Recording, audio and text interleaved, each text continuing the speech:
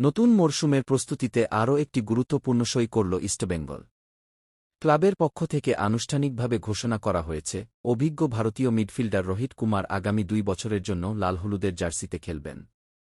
অর্থাৎ ২০২৮ সাল পর্যন্ত ইস্টবেঙ্গলের সঙ্গেই থাকবেন তিনি। রোহিত কুমার ভারতীয় ফুটবলের পরিচিত মুখ। ডিফেন্সিভ মিডফিল্ডার হিসেবে তার অভিজ্ঞতা যথেষ্ট সমৃদ্ধ। এর আগে তিনি Pune city, Hyderabad FC, Kerala Blasters, Bengaluru FC এবং ওডিশা এফসির হয়ে খেলেছেন। এছাড়াও ভারতের জাতীয় দলের জার্সিতেও প্রতিনিধিত্ব করেছেন তিনি। ইস্টবেঙ্গলের মাঝমাঠে গত মরশুমে ধারাবাহিকতা ও অভিজ্ঞতার অভাব নিয়ে আলোচনা ছিল। সেই জায়গা আরও শক্তিশালী করতেই রোহিত কুমারকে দলে নেওয়া হয়েছে বলে মনে করা হচ্ছে। তিনি বল দখল, রক্ষণে সহায়তা এবং খেলার গতি নিয়ন্ত্রণে দক্ষ, যা নতুন মরশুমে দলের জন্য বড় সম্পদ হতে পারে।